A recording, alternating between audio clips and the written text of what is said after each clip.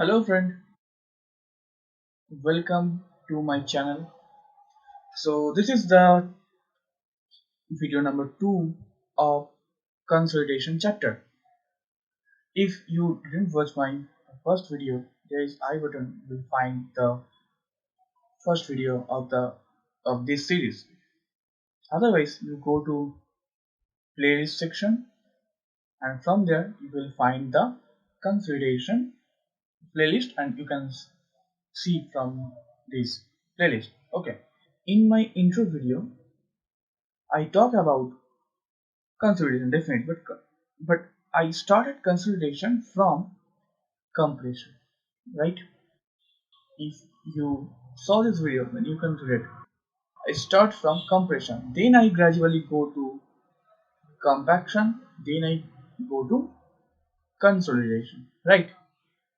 Okay. Why I started from the compression? Now you get the answer. Because in this video I talk about compression index, जहां पे आपको compression होता क्या है ये आपको पता होना चाहिए। नहीं तो अगर कंप्रेशन आपको पता नहीं है तो कंप्रेशन इंडेक्स आप कैसे समझोगे, ये मेरा कहना है।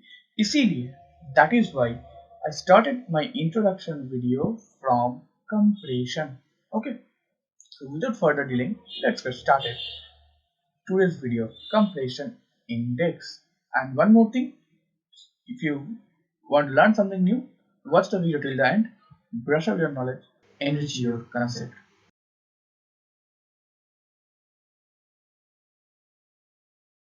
That is the basically compression graph, compression index graph. अभी ग्राफ मत देखो, ये मेरा जिम्मेदार है आपको ग्राफ को इजी करवाना, ठीक है? तो ये मेरे ऊपर छोड़ दो, ठीक? So before studying this compression index, first I want to say in very short what is the compression. Compression, that means reduce volume. अब मुझे बताओ सर, सॉइल क्या होता है? सॉइल थ्री फेज सिस्टम होता है, यहाँ पे एयर रहता है, यहाँ पे वाटर रहता है, यहाँ पे सॉइल रहता है। तो सर अब मुझे बताओ सर, सॉइल में अगर वॉल्यूम रिड्यूस हो तो किसका हो सकता है वॉल्यूम रिड्यूस? आइदर एयर का हो सकता है, नहीं तो वाटर का हो सकता है। सॉइल सेक्टर कभी होगा क्या? नहीं होगा, कभी नहीं होगा सर। ओके, ठीक है। तो कंप्रेशन में रिड्यूस होता है, वॉल्यूम रिड्यूस होता है, ठीक है। ग्राफ में देखो एक चीज है, वॉइड रेशियो दिया है और क्या दिया है? इफेक्टिव स्ट्रेस दिया है। ये कहां से है मैं आपको बताऊंगा। उसके पहले ये एग्जांपल है, सोच लो, assume that before applying compression air volume should be 20 cc, water volume should be 30 cc and ये सॉइल जो सॉलिड है ये है 50 cc। आपने कर दिया कंप्रेशन, कंप्रेशन कर दिया, वाटर को एक्सपोज कर दिया। वाटर क्या है? 10 cc वाटर बाहर आ गया। अगर 10 cc वाटर बाहर आ गया, नाउ वाटर कितना होगा? That is 30 minus 10, that equal to 20 cc, right? Air कितना हो गया है? एज यूजुअल 20 cc है। और सॉइल कितने हैं ना सर? 50 cc है। ओके, एक चीज बताओ sir, what do you mean by E? I mean void ratio. Sir एक चीज मुझे बताओ, वॉइड रेशियो इक्वल क्या होता है?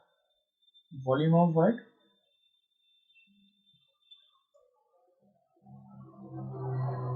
Volume of void by volume of soil. Soil sir, volume of void का मतलब क्या कौन आता है? वॉल्यूम ऑफ एयर आता है, वॉल्यूम ऑफ वाटर आता है, this is divided volume of soil, ये आता है, राइट?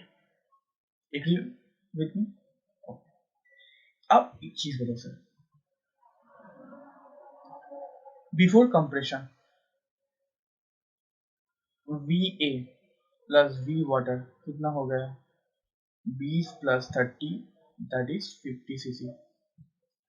तो सर अब मुझे बताओ E that is VB by VS कितना हो गया sir 50/50 that should be 1 after compression sir क्या हो गया after compression sir VA plus V water that is आपका हो गया 20+20 जो हो गया 40 cc। एक बात बताओ sir E2 before after compression and E1 before compression E2 का वैल्यू क्या होगा sir answer 40/50 that should be 0.8 right sir। तो what is our observation then what is our observation बताओ सर ना सर और कंप्रेशन कैसे हो रहा है मान लो अभी यहाँ पे 50 न्यूटन का लोड दिया दिया और वाटर एक्सपोज हो गया तो ऑब्जर्वेशन क्या है ना बिफोर कंप्रेशन जो E1 था that should be greater than E2 after compression मतलब कंप्रेशन हो रहा है इसका मतलब वॉल्यूम रिड्यूस हो रहा है और स्पेसिफिक किसका वॉल्यूम रिड्यूस हो रहा है वॉल्यूम ऑफ वॉइड का वॉल्यूम रिड्यूस हो रहा है अगर वॉल्यूम ऑफ वॉइड का रिड्यूस हो रहा है वॉल्यूम ऑफ वॉइड का जो है वो रिड्यूस हो रहा है मतलब वॉइड रेशियो वो भी रिड्यूस हो रहा है अगर वॉइड रेशियो रिड्यूस हो रहा है अगर वॉइड रेशियो रिड्यूस हो रहा है उसके मतलब वॉइड रेशियो रिड्यूस हो रहा है उसके मतलब क्या हो रहा है कंप्रेशन हो रहा है इसके मतलब कंप्रेशन हो रहा है ये आ गया और ये वॉइड रेशियो रिड्यूस क्यों हो रहा है बिकॉज आप लोड इफेक्टिव स्ट्रेस यहाँ पे ज्यादा दे रहे हो इसीलिए हो रहा है राइट और रॉन्ग ओके तो यहाँ से हम ये कह सकता है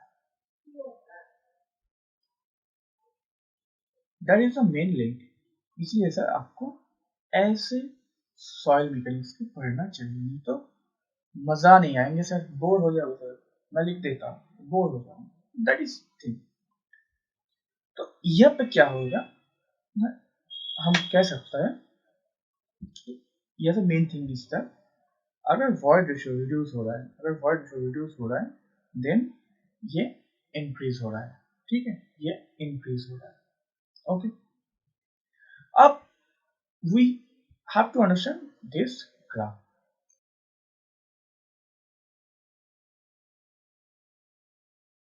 ये ग्राफ क्या है यहाँ पे वॉइड रेशियो है और यहाँ पे कौन है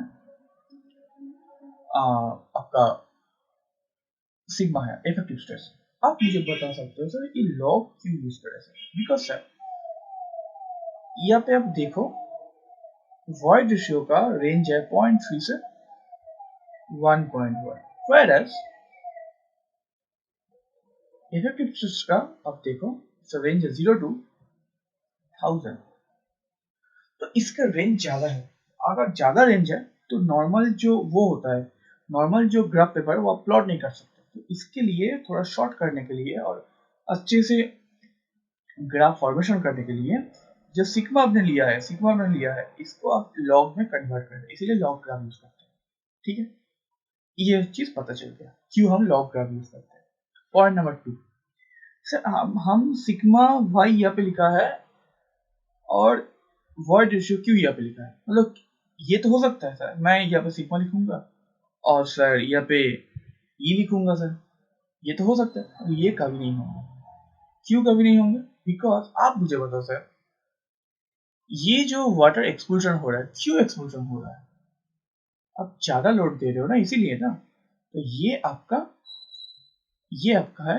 इंडिपेंडेंट वेरिएबल और you can say fundamental variable यहाँ से वाटर का वॉल्यूम रिड्यूस हो रहा है वाटर वॉल्यूम रिड्यूस हो रहा है तो मतलब ई रिड्यूस हो रहा है तो ई आपका बन गया dependable variable that is why E comes in the Y axis and sigma comes to the कहाँ पे आएगा एक्स एक्सिस ओके बात खत्म चलो आप देखेंगे फर्स्ट इस ग्राफ को हम समझेंगे कहां से समझेंगे, यहां से समझेंगे A to B, ये सब ग्राफ को समझेंगे। ठीक है सर, यहाँ पे क्या लिखा है सर, यहाँ पे लिखा है वर्जिन कंप्रेशन कर्व, लिखा है वर्जिन कंप्रेशन कर्व, यहाँ पे आ गया virgin compression curve. Virgin compression curve का मतलब क्या होता है सर, पहली बार, first time sir, first time soil में आप लोड दे रहे हैं, और सॉइल में जैसे जैसे आप लोड दे दिया, वो क्या हो गया, वाटर जो था उसको बाहर कर रहा है, और वाटर जैसे जैसे बाहर हो रहा है वो सेटल हो रहा है, और उसका वॉइड रेशियो ज्यादा ज्यादा डिक्रीज हो रहा है। इसीलिए सर पहली बार सॉइल वॉइड रेशियो डिक्रीज हो रहा है और इंक्रीजिंग इफेक्टिव स्ट्रेस। इसीलिए सर इसको वर्जिन कंप्रेशन कर्व कहते हैं। तो हम सब क्या किया, तो बी में आ गया, तो ए टू बी का सीन क्या है, फर्स्ट टाइम लोड अप्लाई, बस। अब देखो ये बी से कहा चला गया, ये सी तक आ गया, क्या लिखा, एक्सपेंशन। एक्सपेंशन मतलब इसको कुछ लोग ये भी कहता है स्वेलिंग इंडेक्स कहता है, जो मैंने कंपैक्शन के इफेक्ट में कहा था, स्वेलिंग इंडेक्स। ठीक है, तो ये एक्सपेंड क्यों हो रहा है sir, we know the strength of material sir. SOM में क्या था सर, फर्स्ट कांसेप्ट था sigma proportional to E epsilon, और अंडर इलास्टिसिटी ये back to their own state, और यहाँ पे जो डिफॉर्मेशन होता था that equal to elastic plus plastic deformation. तो सर आप मुझे बताओ, यहाँ पे तो कुछ तो डिफॉर्मेशन हुआ है, ए टू बी कुछ डिफॉर्मेशन हुआ है। अगर ए टू बी कुछ डिफॉर्मेशन हुआ है, इसका यही मतलब है इस डिफॉर्मेशन के अंदर कुछ पार्ट है आपका इलास्टिक डिफॉर्मेशन, कुछ है प्लास्टिक डिफॉर्मेशन। तो जितना पार्ट आपका इलास्टिक डिफॉर्मेशन है वो क्या है, वो बी टू सी में वो रिकवर हो चुका है, वो बी टू सी में रिकवर हो चुका है। ठीक है, तो इसके लिए इसको कहता है एक्सपेंशन कर्व, इसके लिए कहता है एक्सपेंशन कर्व, जहां पे आप बी में क्या किया, इफेक्टिव स्ट्रेस को रिड्यूस कर रहे हो। तो देखो इफेक्टिव स्ट्रेस रिड्यूस हो रहा है, 200 to 100, 100 to 8, 50 blah blah, then 40 to 30, और इसके यहाँ पे देखो, यहाँ पे आपका वो इफेक्टिव स्ट्रेस रिड्यूस हो रहा है, और वॉइड रेशियो देखो, वॉइड रेशियो ग्रेजुअली इंक्रीजिंग हो रहा है। मतलब मैं यहाँ पे लिख दिया 0.6 से 0.7 रिड्यूस हो रहा है। ठीक है, तो ये होगा आपका एक्सपेंशन। तो आप मुझे कह सकते हो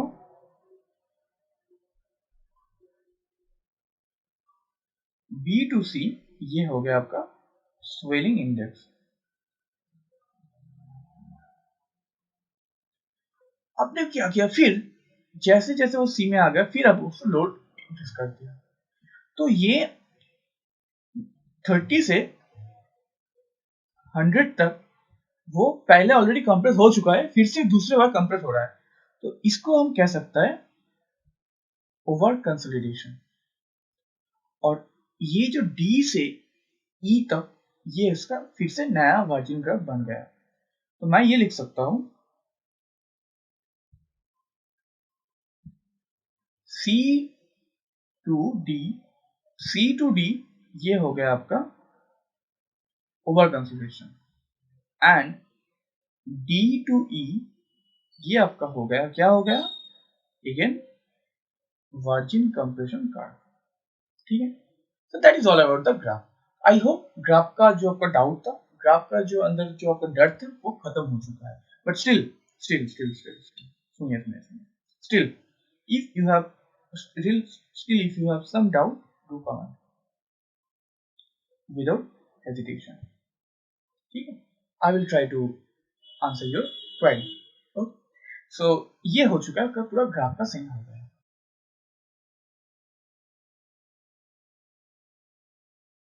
भाई फॉर्मूला ये है, सीधी सी बात है, फॉर्मूला जो लोग चाहते हो सर हम रट्टा मारेंगे, उसके लिए आप रट्टा मार लो, जो लोग चाहते हो हम वेक्टर नहीं मारेंगे सर, उसके लिए मैं कुछ बताना चाहता हूँ।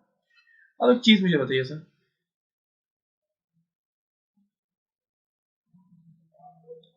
ये मान लो एक ग्राफ है, zero I mean O X Y.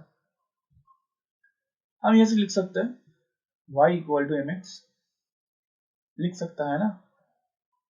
अगर मैं दो पॉइंट को मैंने यहाँ पे लिख दिया तो हम ये कर सकते हैं, लिख सकते हैं y2 minus y1 that is equal to m x2 minus x1, right right. अब सर कंप्रेशन कर्व को याद करें, ऐसा कुछ है। अब मान लो सर ये है ऐसा है, ठीक है, तो सर ये एक पॉइंट ले लिया, ये एक पॉइंट ले लिया, ये आपका है इनिशियल, इसको ई नॉट बना लो, सॉरी सॉरी सॉरी यहाँ पे ये कर लो ई नॉट, यहाँ पे लिख दो सिग्मा नॉट, ये आपका हो गया सिग्मा सिग्मा वन, और यहाँ पे आपने कर लिया, यहाँ पे क्या कर दिया ई वट ई वन, ठीक है। तो सर सेम टू सेम हम लिख सकते हैं sir E zero minus E one that is equal to C C log sigma zero minus log sigma zero minus log sigma one, ये हम लिख सकते हैं सर, सही सर। चलो अब सर बात ये हो गया, सिग्मा जीरो क्या हो रहा है, इंक्रीज हो रहा है, और यहाँ पे ये ई नॉट से ई डिक्रीज हो रहा है, तो यहाँ पे कुछ माइनस का जो मामला है, इसीलिए इसको ये करता है, इसको प्लस करता है, इसको माइनस करता है for avoiding the minus sign. तो इसको रीअरेंज करके ऐसे लिखेंगे E zero minus E one is equal to C सी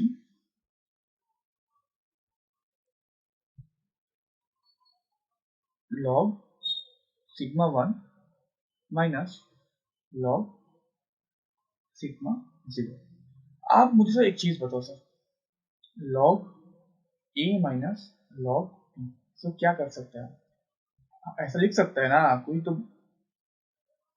तो प्रॉब्लम नहीं है, एग्री, यहाँ पे लिख दो, और क्या, यहाँ फिर से लिख दो sir E zero minus E one that is equal to C C log sigma one by sigma zero sir, ठीक है सर, right sir, okay sir.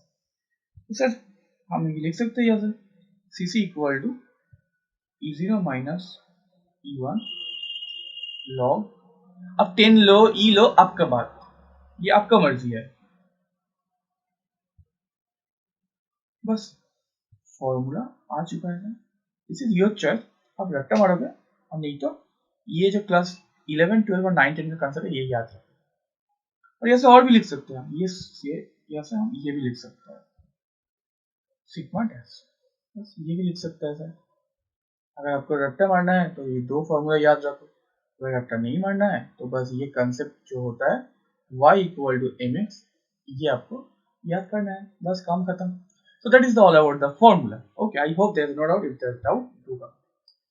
Without hesitation, do comment in my comment section. Okay.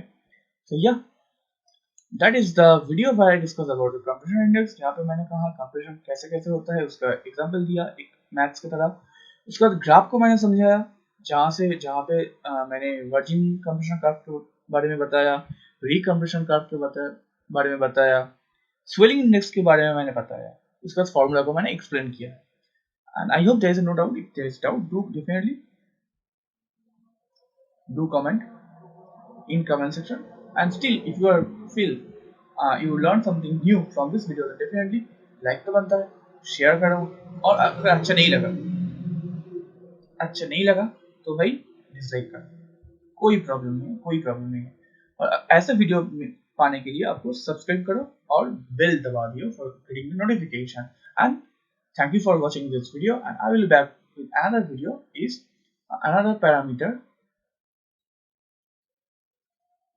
of consolidation. And one more thing, if you want these PPT, then definitely do comment in comment section. I will give you this PPT or PDF, whatever you need. Okay, so yeah, thank you once more. Thank you for watching this video.